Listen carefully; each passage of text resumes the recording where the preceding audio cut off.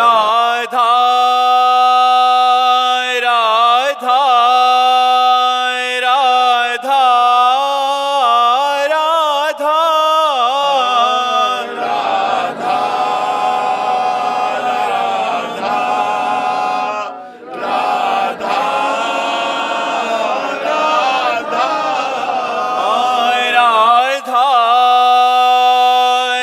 राधा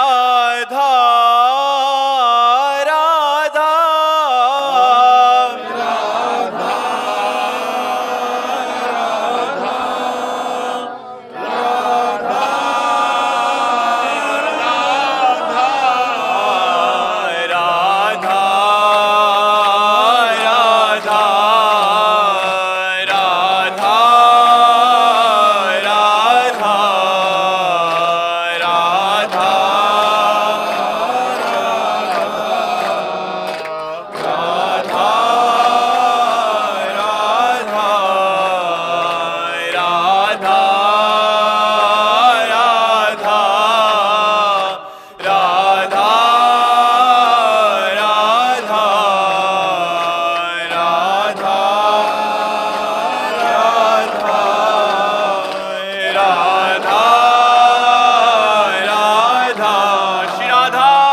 राधा संत हरि भक्तन की, वृंदावन धाम की, सकुदेव भगवान की। हर्षवर्धन जी, राधे राधे महाराज जी। महाराज जी, यदि जीवन में बुरे कर्म हो जाएं तो क्या भगवान का नाम जप उनका प्रायश्चित है या फिर उन कर्मों को भोगना ही अनिवार्य है महाराज जी? भगवान के नाम जप से तो नष्ट हो ही जाते हैं, लेकिन वर्तमान के बुरे कर्म, जो कर्म प्रारब्ध बन गया है वो नहीं, वो भोगना पड़ेगा। जैसे कि पिछले जन्म के जो भी वो उनमें से जो प्रारब्ध बन गया है, इस शरीर की रचना के समय जो प्रारब्ध बन गया है उसे भोगना पड़ेगा, उसे नहीं काट सकते। बड़े बड़े संतों को भोगना पड़ता है।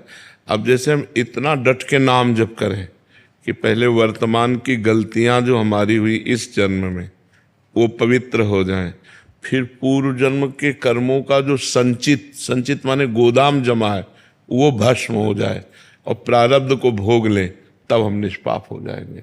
बहुत बड़ा कार्य है। इसीलिए पूरा जीवन पाप ना करते हुए, धर्म से चलते हुए, एक एक कदम सावधानी से और नाम जप करते हुए, तब वो निष्पाप हो जाता है। निष्पाप होना बहुत कठिन है, क्योंकि जब से सृष्टि हुई तब से हमारा हिसाब किताब चल रहा है और आज तक भजन नहीं हुआ। भजन हुआ होता तो हम भगवान को प्राप्त हो गए होते। अब हम भजन शुरू करेंगे तो इतना बड़ा सब पाप नष्ट होगा, तो इसके लिए हमें बहुत भजन चाहिए। हर समय उठते बैठते चलते फिरते राधा राधा राधा राधा नाम जप करते रहें तो सब ठीक हो जाएगा। पर प्रारब्ध भोगना पड़ेगा। प्रारब्ध का मतलब समझ रहे ना? नहीं, मतलब समझ नहीं पा रहा। प्रारब्ध 3 प्रकार के कर्म होते हैं। एक क्रियमाण, क्रियमाण कहते हैं जो इस समय आप कर रहे हैं, वो 2 प्रकार के होते हैं, एक पाप और एक पुण्य। क्रियमाण जो अभी वर्तमान में आप कर रहे हैं इस जन्म में, ठीक है। संचित कहते हैं जो करोड़ों जन्मों के पाप और पुण्य जहां एकत्रित हैं आपके, उस रजिस्टर को संचित कहते हैं। और उस करोड़ों जन्मों के संचित कर्म से जो इस मानव देह के बनने के समय पाप और पुण्य निकाले गए हैं, इस अवस्था में आपकी उन्नति होगी, इस अवस्था में आपकी अवनति होगी, आपको ये रोग होगा, आपका हाथ टूटेगा, आपका एक्सीडेंट होगा, आपको ये लाभ मिलेगा। जो जो लिखा है वो अब भोगना पड़ेगा। जैसे इस शरीर में लिखा है कि किडनी फेल, ये भोग, तो बचपन से पर भोगना पड़ रहा है। इसे प्रारब्ध भोग कहते हैं। ये बहुत वज्र की लीक होता है, इसे भोगना पड़ता है। तो हम भजन करके संचित को मिटा सकते हैं, भस्म कर सकते हैं, और क्रियमाण को सुधार सकते हैं कि पाप कर्म ना हो, लेकिन प्रारब्ध को भोगना पड़ेगा। इसीलिए कहते हैं कि देखो, भजन करते हुए वो दुख भोग रहा है, उसको क्या लाभ मिला? लाभ तो मिला, उसका अगला संभल गया, पिछला संभल गया, वर्तमान में जो प्रारब्ध भोग आया उसे भोग के काट दिया, अब वो भगवान को प्राप्त हो जाएगा। ये जैसे आप कहते हैं ना कि नाम जपने से तो राधा रानी का फिर वो रजिस्टर पूरा पाठ देखते हैं। हाँ, तो वो रजिस्टर को संचित कर्म, रजिस्टर को संचित कर्म। अभी आप ध्यान से सुनो, अभी कहा ना, जो हमारा पुराना रजिस्टर जमा कई जन्मों का, उसे संचित कर्म कहते हैं, वो नष्ट हो गया। जो नया कर्म हो रहा है वो लिखा नहीं जाएगा, लेकिन जो लिख दिया गया उसको तो भोगना पड़ेगा। जो हमारे भाग्य में लिख दिया गया उसे भोगना पड़ेगा। जो तूणीर में बाण है वो नष्ट कर दिया गया, जो चढ़ा दिया गया वो उतार लिया गया, लेकिन जो धस गया छाती में जाके, अब वो तो अपना काम करेगा ना। तो हमारे शरीर की रचना हो चुकी है, प्रारब्ध लिख चुका है, ये भोगना है, अब वो भोगना है। तो उस प्रारब्ध में जैसे हम नाम जपने से उन्हें शक्ति मिलेगी। हाँ, उसके भोगने की सामर्थ्य मिलेगी।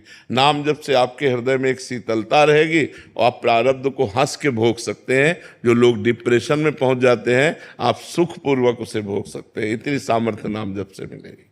करुण मेहता जी, राधे राधे। महाराज जी, एक साधारण जीवन में सुख, पारिवारिक शांति तो है, तो क्या उसी से संतुष्ट होकर जीवन व्यतीत करना चाहिए या और बड़ी भौतिक इच्छाओं की प्राप्ति के पीछे कामना करनी चाहिए? नहीं, प्रयासरत रहना चाहिए, कायर होके नहीं बैठना जाना चाहिए। हम अपने समाज की सेवा कर सकते हैं, अस्पताल बनवा सकते हैं। अगर इतना नहीं है तो अस्पताल में हम दे सकते हैं कि इतना रुपया जो गरीब लोग हैं, जिनकी औषधि की समस्याएं हैं, उनको फ्री दवा दी जाए। हम जैसे इस समय विपदा है बहुत से प्रांतों में कि जल निमग्न है, और हजारों लोग ऐसे हैं जिनको भोजन नहीं मिल पा रहा, पानी पीने को नहीं मिल पा रहा। अब वो पानी थोड़ी पिएंगे। तो अब जैसे हमारे पास 100 रुपया भी है, हम एक बिस्लेरी की बोतल एक विपदाग्रस्त को दे देते हैं तो हमारी सेवा बन जाती है। अर्थ कमाना जरूरी है, क्योंकि अर्थ से हम बहुत प्रकार की सेवाएं कर सकते हैं, समाज को सुख दे सकते हैं। तो अर्थ की भावना करना कोई निषेध नहीं है, गृहस्थी में अर्थ संग्रह करना आवश्यक है। तो हमें लगता है कि कामना करनी चाहिए। तो महाराज जी, कई बार ऐसा हो जाता है कि जैसे परिवार अलग रहता है, आपको अलग रहना पड़ता है, तो मैं अब ये तो प्रायः हमें लगता है, ये शिकायत तो प्रायः सबकी होगी। कोई आर्मी में है, कोई पुलिस में है, कोई व्यापार में है, देश विदेश उसे व्यापारी को भी जाना पड़ता है। किसान है तो सुबह जाता है, दिन भर मेहनत करता है, रात्रि में आता है। तो हमें लगता है वियोग और संयोग, ये खेल तो सबके ऊपर चल रहा है। कोई महीने भर में मिला के, कोई 2 दिन में मिला, कोई 10 दिन में मिला। परिवार को तो छोड़ना ही पड़ता है, व्यापार है, नौकरी है, इन कार्यों में फिर तो हमें लगता है थोड़ा मजबूत होना चाहिए। और एक दिन तो सबको छोड़ के जाना है उस दिल की भी तैयारी कर ले कि एक दिन तो सबको छोड़ के जाना है, सब कुछ छोड़ के जाना है, सबको छोड़ के जाना है। ये बड़ा दुखद विषय है इस लोक का। इस लोक का बड़ा दुखद विषय है। पूरे जीवन कमाकर मकान बनाया, पूरे जीवन भर सब कुछ किया और सब छोड़ के जा रहे हैं यार। सरकारी कर्मचारी की यही विपदा है। महीना कमाता है, रिटायरमेंट में मकान बनाता है, बिल्कुल, फिर बच्चे भी नहीं रहते, वो तो पता नहीं कहाँ रहते। बिल्कुल बिल्कुल बिल्कुल। मनोज कुमार जी, महाराज जी सादर प्रणाम। गुरुजी, मेरा प्रश्न है कि क्या जीवन में एक गुरु का होना अत्यंत आवश्यक है जिससे कि हमारा उद्धार हो सकते? यदि एक सच्चे गुरु की पहचान करनी हो तो कैसे कर सकते? भगवान के सिवा हमें कोई सच्चे संत से मिला दे ऐसा असंभव, क्योंकि बाहर से सच्चाई नहीं जानी जा सकती। बाहर से वैभव दिखाई दे सकता है, वाक पटुता दिखाई दे सकती है, रूप दिखाई दे सकता है, शरीर दिखाई दे सकता है। स्थिति कैसे जानोगे? गुरु की जो स्थिति है वो तो नहीं जान पाओगे ना, वो भगवान जानते हैं। तो हमें लगता है हमें भगवान से प्रार्थना करना चाहिए कि भगवत प्राप्ति के मार्ग में हमको जो आप तक मिला दे, ऐसे संत का संग करा दो।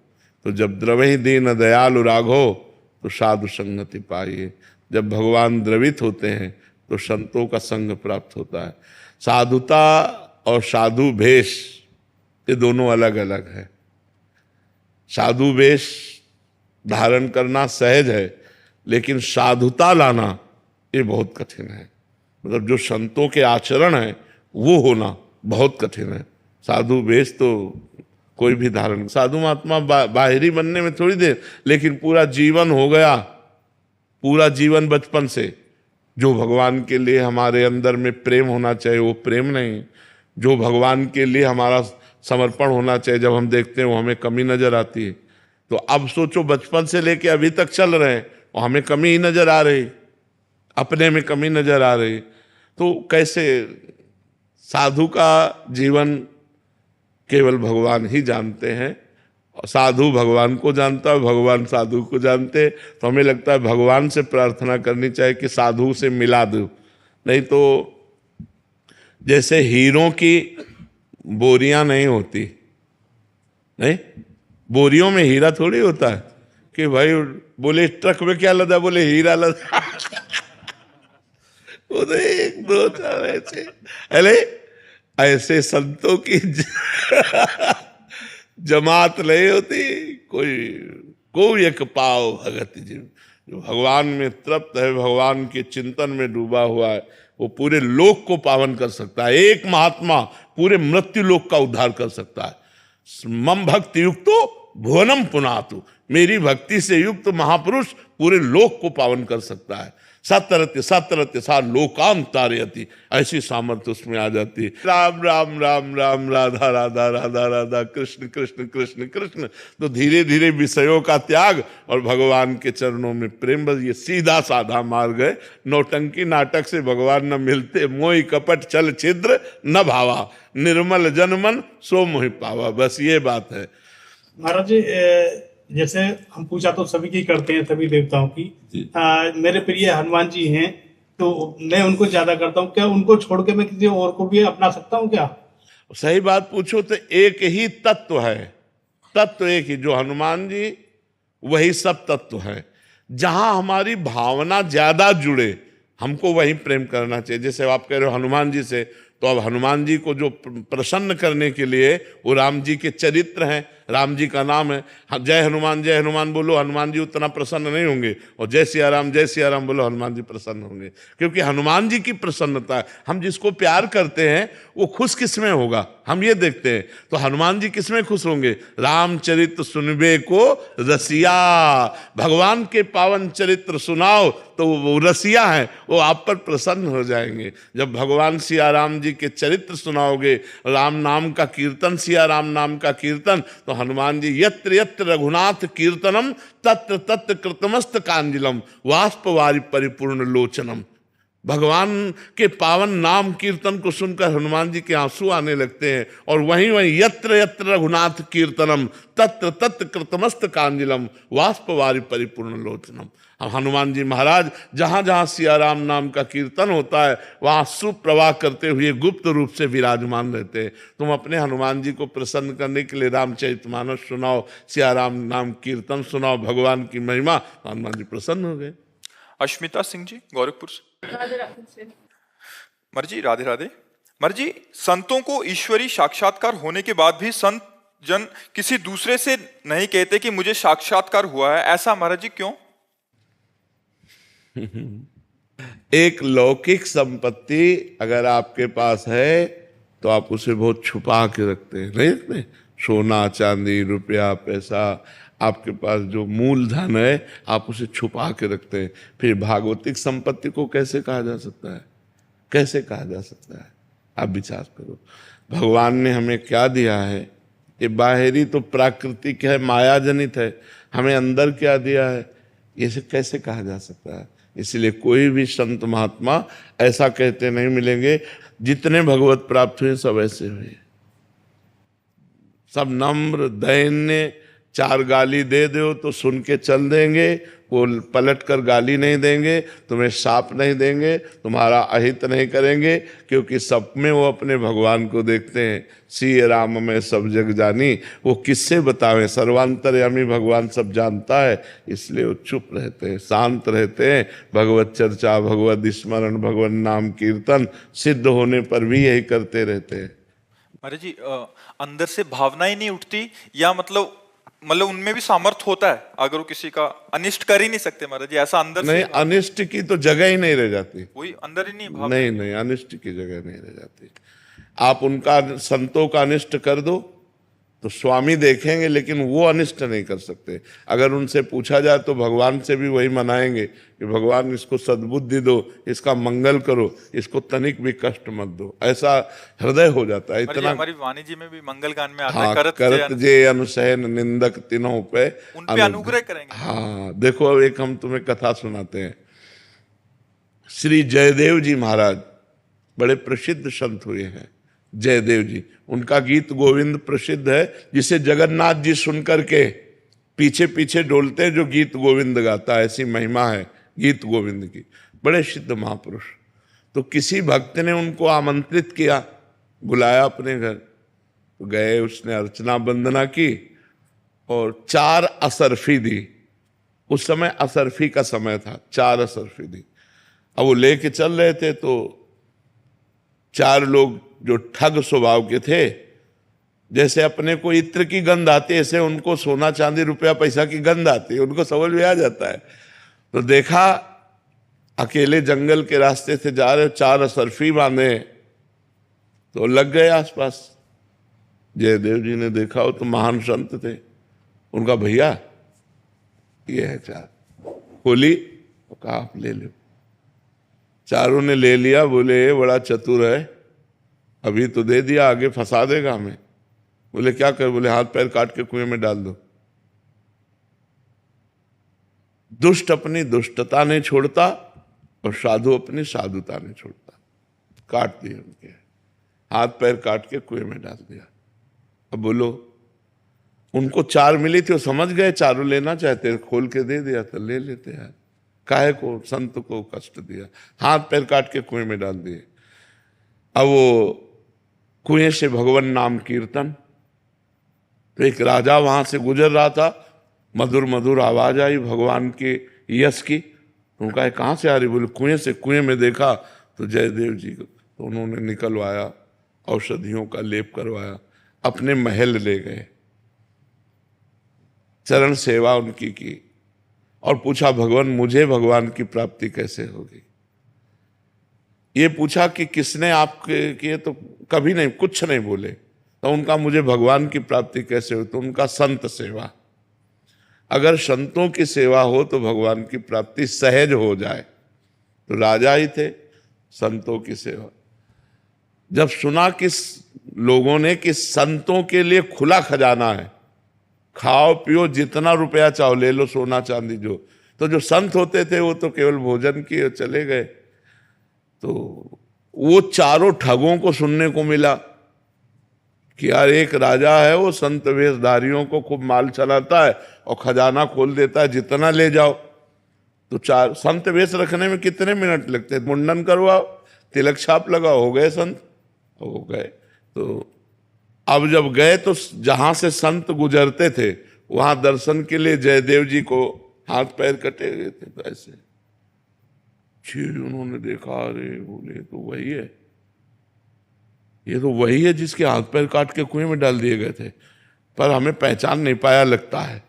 पर अंदर डर आ गया कि अगर पहचान लिया और कहा इन्होंने ही हाथ पैर काटे थे तो फांसी की सजा अभी हमें दे दी जाएगी। पर जयदेव जी ने ऐसा कि मानो पहचाना नहीं।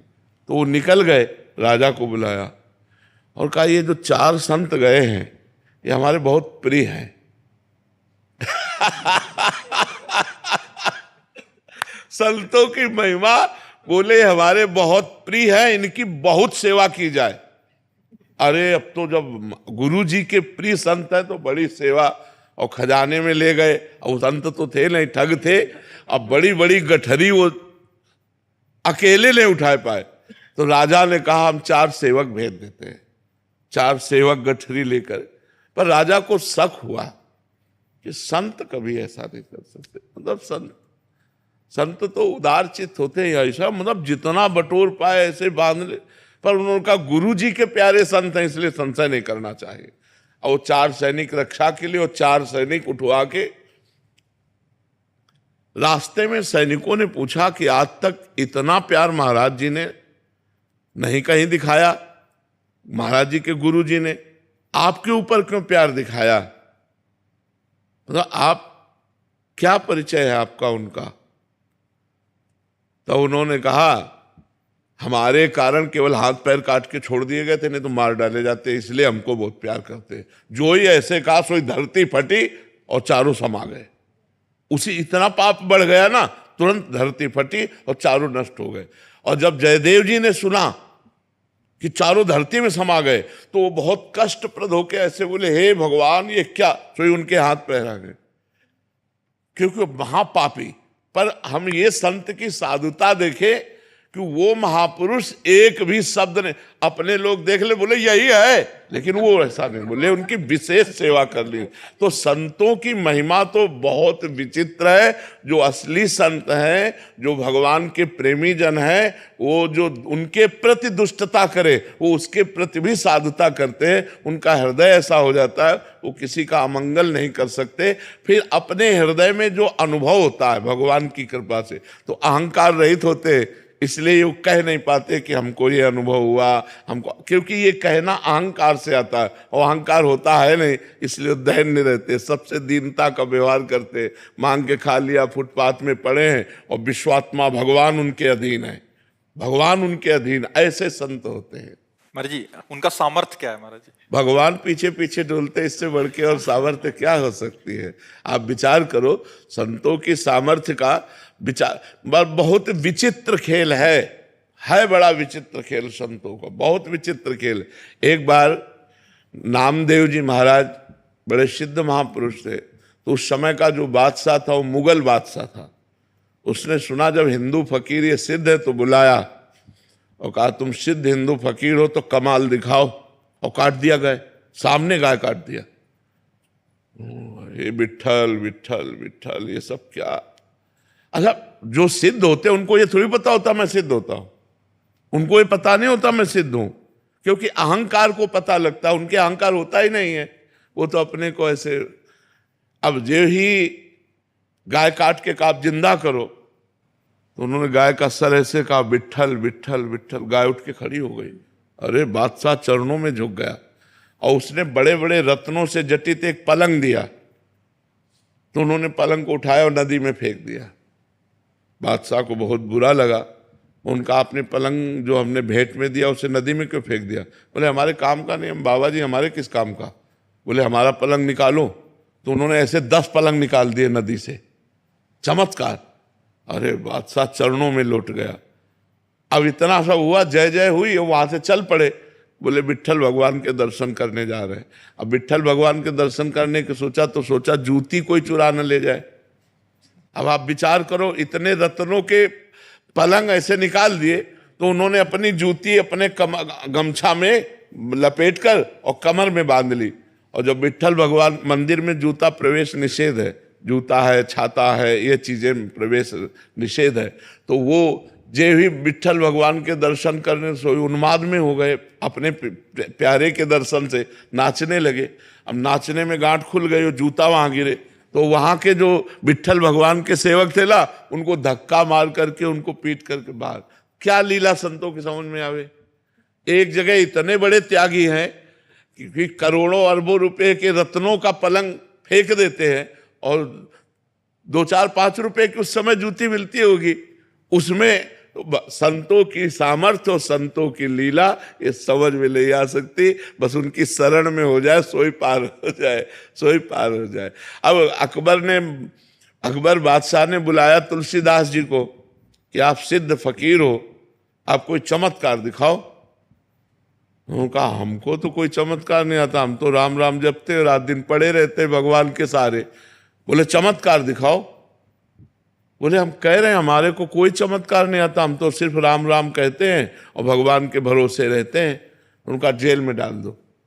जब जेल में डाला, सोई हनुमान जी की याद की और कहा देखो हमारी इज्जत की बात नहीं, बात सिया राम की इज्जत की है। तुलसी किसका है? सिया राम का है। महाराज ये मुगल जेल में डाल दिया है, अब आप देख लो।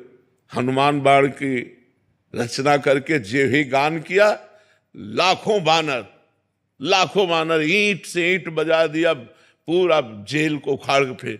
अरे बोले ये क्या हो रहा है? बोले चमत्कार फकीर का। ये फकीर का चमत्कार है। जल्दी चरण पकड़ो, ले महल की धज्जियां उड़ा दे। अब एक से एक तगड़ा बानर, हनुमान जी की विविध सेनाएं टूट पड़ी, तो चरणों में गिरे, बोले महाराज ये चमत्कार पहले दिखा देते। बोले हमारा कुछ नहीं है, ये राम राम राम राम। तो हमारे जो भारत के सिद्ध संत हुए, उनको ये गर्व नहीं हुआ कि ये छू, ऐसा नहीं, वो तो भगवान में सारा चमत्कार भगवान दिखाते हैं। स्वाति गुप्ता जी, श्री हरिवंश महाराज जी, भगवान मेरे में हर जगह मैं आ जाता है, ये जानते हुए कि मैं ये सबके आ जाता है, पर जब तक भजन नहीं करोगे तब तक मैं नहीं। अच्छा, इस मैं का ऑपरेशन करो थोड़ी देर विचार करके। क्या आपका शरीर रचा हुआ है? क्या आपका दिमाग रचा हुआ है? आपका रचा हुआ क्या है? आपकी नाक, आपकी आंख, आपकी कान, रचने वाला दूसरा है। आपका दिमाग, आपका सब कुछ दूसरा बेकार का अहंकार करते हो। आपको जिस घर में जन्म दिया प्रभु ने दिया, गरीब धनवान, अच्छा बुरा, तो आप उसमें है नहीं। आपका शरीर रचा भगवान ने रचा, जो कुछ सृष्टि है भगवान की सृष्टि। हम अहंकार बेकार का करते हैं, कुछ नहीं। वही परमात्मा कर्मों के अनुसार जीव की रचना करता है। अहंकार करना व्यर्थ है। अहंकार केवल मूर्खता है। मैं कुछ नहीं, मैं कुछ नहीं, वो सब प्रभु के द्वारा है। कठपुतली अहंकार करे कि मैं बहुत बढ़िया नाच लेती हूँ, तो बेकार है। नचाने वाला जैसा नचा रहा है वैसा कठपुतली नाचती। उमा दारू जोशित की नाई, दारू कहते हैं लकड़ी, जोशित माने कहते हैं पुतली। जैसे कठपुतली को नचाने वाला नचाता है, उमा दारू जोशित की नाई, सब ही नचावत राम गोसाई। भगवान सबको कर रहे। तो अहंकार करना तो हमें लगता है ठीक है नहीं। क्यों, किस बात का अहंकार? अपने पास क्या है जिसका अहंकार करूं? हाँ, एक बात है, मैं भगवान का दास हूं, ये अहंकार है। अस अभिमान जाय जन भोरे, मैं सेवक रघुपति पति मोरे। मेरे सियाराम जी स्वामी हैं, मैं उनका दास हूँ। गोस्वामी तुलसीदास जी कहते हैं ये अभिमान भूल करके भी ना जाए। और कोई अभिमान सब निंदनीय है, बंदनीय है, तो यही एक अभिमान बंदनीय है। अंबे सिंह जी, श्री हरिवंश महाराज जी, महाराज जी जही विधि नाथ होय हित मोर, करहूं सो वेगी दास मैं तोर। प्रभु जी, भगवान जिससे मेरा हित हो आप विधान कीजिए। जो जीवन में अमंगल और अमंगल घटनाएं होती हैं, तो अमंगल घटनाएं भी प्रभु की ही इच्छा है। उस स्थिति में मन अशांत और भावना में ठेस क्यों पहुंचता? हम भक्त हैं इसलिए उसे प्रभु की इच्छा कहते हैं। नहीं, सिद्धांत की बात है कि हमारे कर्म ही हमारा अमंगल करते हैं, दूसरा कोई नहीं करता। जो हमसे पाप कर्म बन जाते हैं, जो गलतियां बन जाती हैं, जो अधर्म हो जाता है, वही हमारी विपत्ति और दुख का कारण बनते हैं। जो धर्म होता है, जो पुण्य होता है, वही हमारे सुख और संपत्ति का कारण बनते हैं। भगवान विधाता है, माने विधान रचने वाले। भगवान के सब प्यारे हैं, वो किसी के लिए दंड विधान अपनी तरफ से नहीं रचते। जब आप कर्म करते हो तो वही कर्म आपका दंड विधान बन जाता है। कौन काहू के सुख दुख कर दाता, निज कृत कर्म भोग सुन भ्राता। इसलिए हम भगवान का नाम जप करें, जिससे अशुभ कर्म नष्ट हो जाए, पाप कर्म नष्ट हो जाए, तो हम सदा के लिए सुखी हो जाए। परम हित भगवान के चिंतन में होगा। अगर हम भगवान का चिंतन कर रहे हैं, अच्छे कर्म कर रहे हैं, पवित्र भोजन पा रहे हैं, कोई नशा नहीं करते, किसी माता बहन की तरफ गंदी दृष्टि नहीं रखते, तो कोई बाल बांका नहीं कर सकता। आए हुए दुख को भी हम आनंद पूर्वक सह सकते हैं और सह कर निकल जाएंगे। भगवान उतना दुख नहीं देते जितना सह न पाओ, उतने देते हैं जितना सह पाओ। अगर हमारा कर्म ऐसा है कि हम असहनीय कष्ट, तो फिर असहनीय कष्ट भोगना पड़ेगा। जैसे पशुओं को आप जिंदा जलाकर भूंज करके खाते हैं, हाथ पैर बांध दिए, लोहे की उसमें ऐसे डाल दिए, और वो तड़प रहा, जला रहे, तो आपके लिए दूसरा विधान होगा। तो क्यों? क्योंकि तुमने ऐसा कभी किया है। बिना किए तुम्हें कष्ट नहीं मिल सकता। इसलिए हमें बहुत संभाल करके कर्म करना चाहिए। पता नहीं कब कौन सा कर्म हमें कहाँ ले जा करके रौंद दे। इसलिए नाम जप करो और भगवान से प्रार्थना करो कि जो हमसे गलतियां हो गई हैं उसे क्षमा करो, और हमें इतना बल दो कि हम आपके मार्ग में चल सके। दयानिधि जी पटियाला से, राधे राधे गुरु जी। राधे राधे महाराज जी। महाराज जी आज मेरा जन्मदिन है। महाराज जी क्या जन्मदिन का कोई विशेष आध्यात्मिक महत्व होता है? इसे कैसे आध्यात्मिक रूप से मनाना चाहिए? अगर प्रवचन सुनोगे तो तुम्हें अच्छा नहीं लगेगा। हमें तो शोक दिन लगता है, शोक दिन, शोक का दिवस, कि 1 साल और गए जिंदगी से, गए ना, अब पता नहीं कितने मिनट है, कितने सेकंड है, कितने घंटे जीवन है। हमको आज के दिन भगवान नाम कीर्तन करना चाहिए, संतों की सेवा करनी चाहिए, गौ सेवा करनी चाहिए कि हमारा 1 वर्ष बढ़ा नहीं, खत्म हो गया जीवन से। अब हमको नियम लेना चाहिए कि अब हम अगला जो वर्ष जी पाए तो अच्छे ढंग से जीवन व्यतीत करेंगे, कोई पाप नहीं करेंगे, दूसरों का हित करेंगे, दूसरों का मंगल करेंगे। बच्चा, इसमें खुशी किस बात की? आपके पास 1 लाख रुपया हो और 10,000 रुपया आपकी जेब से कट गए, आप नाचोगे? नाचोगे नहीं ना?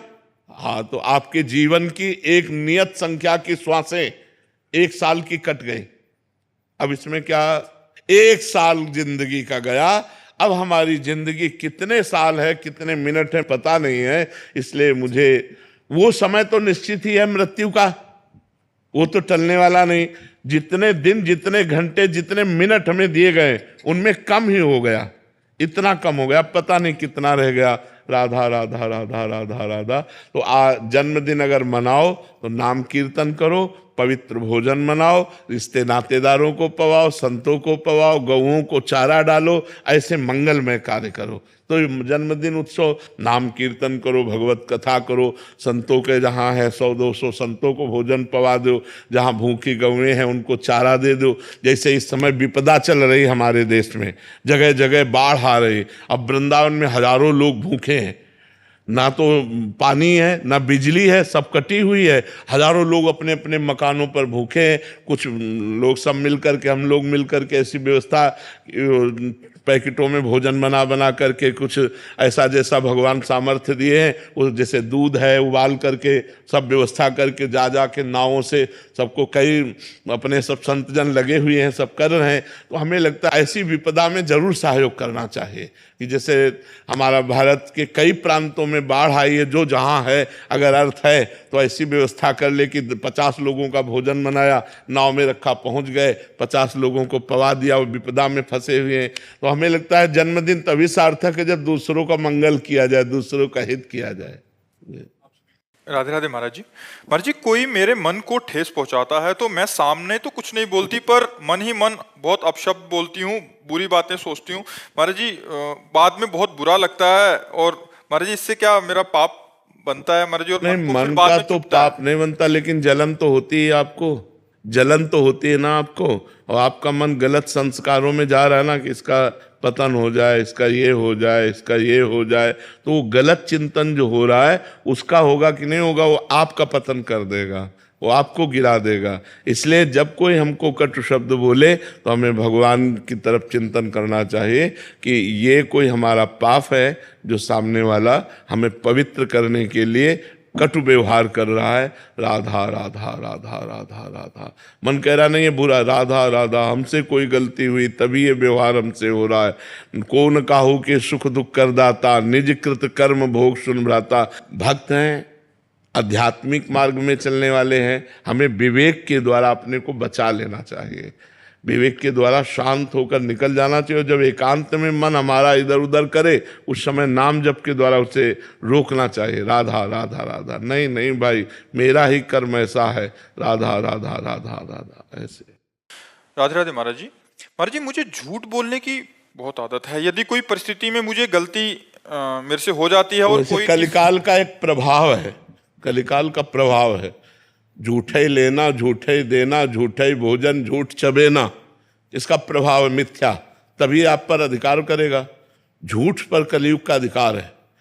तो प्रायः देखो, झूठ बोलने में मतलब बड़े बड़ों से जब कोई गलती हो जाती है तो उसे छिपाने के लिए सैकड़ों झूठ बोल देते हैं, और उस झूठ को सत्य साबित करने के लिए और झूठ बोलना पड़ता है। वो झूठा ही झूठ बात बनती।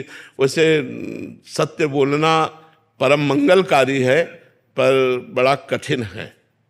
ये आप ही का विषय नहीं है, ये हम सबका विषय है, ये हम सबका विषय है कि किसी भी बात को तुरंत बनाने के लिए हमें लगता है झूठ से बन जाएगी। किसी एक परिस्थिति में एक विषय में मैं गलती हो गया था, लेकिन उसके किसी ने मेरे ऊपर ये डाला, मतलब ये दिखा दिया थी आप गलत है, वो गलत को मुझे उससे उस परिस्थिति में भागने के लिए और झूठ बोलना। हाँ वही कह रहा हूँ तो, पर कभी कभी बहुत सेल्फिश भी हो जाता है। हाँ स्वार्थी। हाँ ऐसा हो जाता है, ऐसा हो जाता है। कभी कभी ऐसी गलती हो जाती है जो पता है कि गलती हो गई, लेकिन उस गलती को छुपाने के लिए फिर और गलतियां करनी पड़ती हैं, झूठ बोलना पड़ता है। पर अगर हम पहली गलती ना करते तो हम झूठ पर विजय प्राप्त कर लेते, लेकिन पहली गलती ने हमको झूठ बोलकर बचा लिया, तो अब दूसरी गलती आराम से हो जाएगी और सैकड़ों गलतियां झूठ से बनती रहेंगी। तो कहीं ना कहीं अगर हम गलत आचरणों से बचें, गलत संग से बचें, गलत व्यवहार से बचें, तो हम झूठ पर काबू पा सकते हैं। बड़े बड़ों से झूठ बोलना आ जाता है, ऐसा ऐसा वो कई तरह का झूठ हो जाता है। और हृदय हमारा कह रहा है कि हम गलत हैं, लेकिन वाणी हमारी स्वीकार नहीं करती, क्योंकि वाणी से हम बचना चाहते हैं। हृदय अगर पवित्र हृदय है तो वो तो मतलब अंदर कचोट रहा है कि यार मैं गलत हूँ, मैं गलत हूँ। मतलब अंदर से भी एक शांत नहीं होता। हाँ शांत, लेकिन बाहर ऐसा ही एक ऐसा शांत, मतलब कि सच के सब पहले बार ही सच के सब बोल सकते। ये कह रहे हैं कि महाराज इनका कुल मिला के प्रश्न कि झूठ बोलना और स्वार्थी बनने से मैं मुक्त होना चाहता हूँ, अभी मेरे अंदर कमी है, इनको दिखता है। नहीं, आपके अंदर अभी वो परमाणु है जो आप मुक्त हो सकते हो। अगर परमाणु ना होते तो ये बात ही आपके अंदर ना आती, आप हर्षित होते। लेकिन आप सच्चे आदमी हैं, आप अच्छे हृदय के आदमी हैं, जो आप इस गंदगी को बर्दाश्त नहीं कर रहे। भगवान का आश्रय लीजिए और नाम जप कीजिए, वही बल देंगे। नाम जप में अपार बल है, अपार बल है। आप नाम जप करिए और भगवान का आश्रय लीजिए। बड़ा पवित्र हृदय है जो आपका, ये ऐसी बात आती है, ये पवित्र हृदय से आती है। को बर्दाश्त नहीं हो रहा, जो हमसे गलती हो रही हमें बर्दाश्त नहीं हो रही। बहुत पवित्र हृदय, आप आगे बढ़िए। कभी कभी बड़े सज्जनों से भी गलती हो जाती है, आप सज्जन पुरुषों में हैं, आप दुर्जन पुरुषों में नहीं हैं। इस गलती को धीरे धीरे छोड़ने का प्रयास कीजिए। ये जो हम बोल रहे हैं यही आपको छुड़वाएगी भी, जो बोल रहे हैं तो ये छुड़वाएगी भी, ये आपके अंदर उत्साह पैदा करेगी, आपको बल देगी। संतों की वाणी में बल होता है, वो बल देगी। और ये कि आप सज्जन पुरुष हैं तो आप सज्जन बन जाएंगे, जो दुर्जनता है वो भी हट जाएगी। आप चलो इस पर। राधे राधे महाराज जी। महाराज जी, भगवान पर अटूट विश्वास है और नाम जब भी निरंतर चल रहा है, किंतु जब जीवन में कठिन परिस्थिति आती है तो ईश्वर के ऊपर विश्वास के साथ साथ जीवन समाप्त करने का या सब छोड़कर सिर्फ भगवान की शरण में रहने की आकांक्षा होती है। महाराज जी, ऐसे में इस परिस्थिति में क्या करना? निरंतर नाम चल रहा है, अभी हमें संशय है, क्योंकि निरंतर जब चलने लगेगा तो कुछ स्थिति आ जाती है। अब हम लोग उसी मार्ग के पथिक है ना, इसलिए एक स्थिति आ जाती है। कोई भी विपत्ति हमें परास्त नहीं कर सकती, कोई भी दुख हमको उदास नहीं कर सकता, क्योंकि नाम चल रहा है। जब ज्यादा कष्ट होता है तो ज्यादा भजन होता है, शांत। जब ऐसा लगता है शरीर छूट तो नहीं जाएगा तो एकदम भगवदाकार वृत्ति, भगवान आ रहे हैं। तो निरंतर भजन शब्द से हम कह रहे हैं कि इस पर सुधार करो। निरंतर अभी नहीं हो रहा है। जिस दिन अव्यावृत भजना, अखंड भजन होने लगेगा तो स्थिति आ जाएगी। अटूट विश्वास जब है तो टूट कैसे सकता है? कुछ भी हो, जोई जोई प्यारो करे सोई मोहि भावे। अब कुछ भी हो, अब क्या, जब आपसे प्यार किया फिर हम क्यों किसी से शिकवा करें? भगवान अब तुम जैसा चाहो वैसा खेलो, जैसा चाहो वैसा विधान करो, मैं उसी में राजी रहूंगा जैसे तुम मुझे रखना चाहते हो। मस्त नाम जब चल रहा है तब ये मस्ती आएगी, नहीं ऐसे नहीं आएगी। नाम जब चल रहा है तो ये मस्ती आएगी, नहीं मस्ती नहीं आ सकती। इतनी विपत्तियां मनुष्य जीवन में, इतना संघर्ष है कि कदम कदम ऐसा लगता है यार अब खुशी हुई, और अगला कदम इतने दुख में पड़ जाता है कि लगता है कैसे निकल पाऊंगा इस दुख से। तो फिर एक सुख का प्रकाश आता है, फिर एक ऐसी समस्या आ जाती है, फिर ये पूरा जीवन चलता रहता है, ये पूरे जीवन। और ये सोचना कि शरीर को मिटा दें, ये कोई समस्या का हल नहीं है। शरीर मिटा देने से एक महापाप बन जाएगा, और वो हमारी दुर्गति कर देगा। तो ये जो लोग सोचते हैं कि मैं कर लूं समस्या का समाधान हो गया, बिल्कुल नहीं। भारी समस्या मोल ले ली, आगे तुम्हें परिणाम पता नहीं, इसलिए आप तो कभी कोई निदान है ही नहीं। हमको लड़ना चाहिए, संघर्ष करना चाहिए, हमें चाहे बेइज्जती हो, चाहे अपमान हो, चाहे दुख हो, हमें लड़ना चाहिए, हमें आत्महत्या नहीं करनी चाहिए, आखिरी हद तक मुझे सहना चाहिए। अच्छा, सब छोड़कर भगवान की शरण वो आप हो, क्या वेश बदल लेना भगवान की शरण है? नहीं, इस भूल में मत रहना। क्या स्थान बदल लेना भगवान की शरण है? ये अंदर की बात है। अंदर से भगवान की शरण में हो तो आप महात्मा हो, और बाहर से आप महात्मा का वेश है, और अंदर से रुपया चाहिए, भोजन चाहिए, नाना प्रकार के सांसारिक सुख चाहिए, तो आप विषयी पुरुष हो, आप महात्मा नहीं हो। और आप पैंट शर्ट में हो, मेहनत से कमाते हो, धर्म से चलते हो, नाम जप करते हो, और भगवान का चिंतन कर बढ़िया हो, आप बढ़िया हो। तो हमें लगता है कि ये कोई निदान सोचे कि मैं समस्या का समाधान बाबा जी बन करके, तो मुझे लगता है नहीं। ऐसी ऐसी समस्याएं हैं जिनका केवल निदान भगवान है, दूसरा कोई निदान नहीं। सोचो, साल 2 साल 4 साल 5 साल आप बोल दो कि आप ब्रह्मचर्य से रहो, कोई मनोरंजन नहीं करोगे, आप ये खाओगे, आप ऐसे रहोगे, तो एक एक दिन हम काट सकते हैं कि यार 4.5 साल रह गए, अब 4 साल रह गए, अब 5 साल। पूरी जिंदगी मनोरंजन नहीं कर सकते, पूरी जिंदगी कोई रिश्ता नहीं है, पूरी जिंदगी में किसी भी तरह का कोई सुख नहीं है सांसारिक। आप जरा थोड़ा विचार करके डालिए आप इस बात पर। आप विचार करो, क्या साधु का जीवन है? क्या साधु का जीवन? ना कोई मनोरंजन, ना कोई व्यवहार, ना कोई रिश्ता, ना कोई संबंध। साधु का जीवन ऐसा जीवन नहीं है। बहुत खतरनाक जीवन, बहुत खतरनाक जीवन।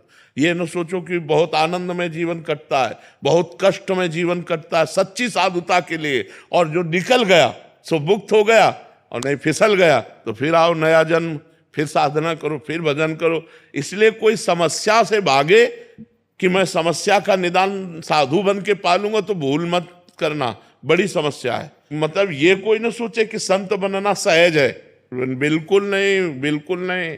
बाबा जी बनने का मतलब मर गए, अब मर के हम चल रहे हैं।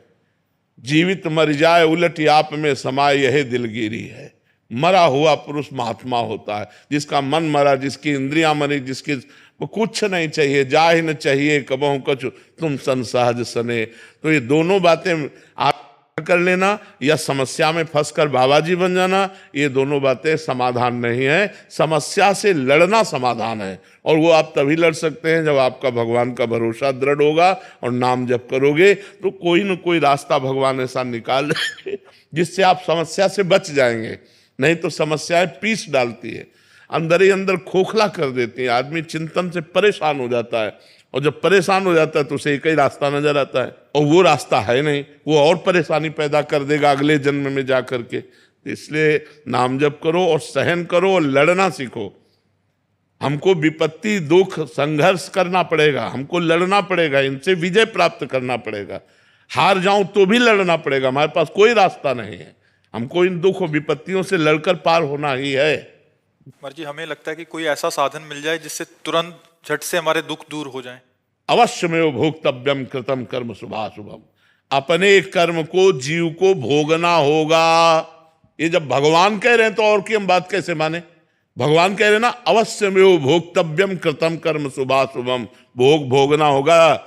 ये सब इधर से जंतुर बनाने से और राख लेने से और कलावा बनाने से तुम्हारे प्रारब्ध नहीं नष्ट हो जाएंगे। हाँ, पवित्र कार्य हैं, करना चाहिए। गृहस्थी में देव मंगल के लिए, जगत मंगल के लिए यज्ञ करना चाहिए, हवन करना चाहिए, ब्राह्मणों के द्वारा अनुष्ठान कराना चाहिए, लेकिन प्रारब्ध भोग नहीं कटता, खुली बात है। हाँ, हम ऐसी एक कला जानते हैं जो ऐसे दुखों में भी आप सह सकते हो। वो कला है भगवान का नाम, वो खुली बात कहते हैं। खूब नाम जप करो और भगवान में चित्त जोड़ो, तो चित्त भगवान से जब जुड़ा होता है तो आनंद होता है। शरीर दुख में है, भारी समस्या है, लेकिन मन आनंद में है। यही बात है। सा वही मना कृष्ण पदारविंदयो। मन भगवान कृष्ण के चरणों में लगा है तो आनंद है, राधाजू के चरणों में लगा है तो आनंद है। अगर मन संसार में रहेगा तो कष्ट ही भोगना पड़ेगा। कोई ऐसा नहीं इतने पढ़े लिखे डॉक्टर, इतने बड़े सर्जन, इतने बड़े, ये सब भगवान ने तो बनाए हैं। अगर छू से होता तो बढ़िया काम बन जाता। डॉक्टरों की जरूरत क्या है? बिल्कुल इधर उधर मत भटको, किसी को कोई परेशानी है सीधे अस्पताल जाओ।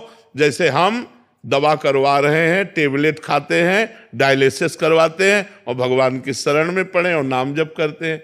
बिल्कुल सीधा रास्ता है।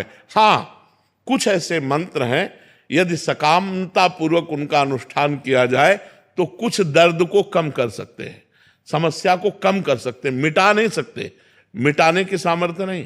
प्रारब्ध भोग भोगना पड़ता है। नहीं, रामकृष्ण परमहंस जी इतने सिद्ध महापुरुष, उनके गले में कैंसर था।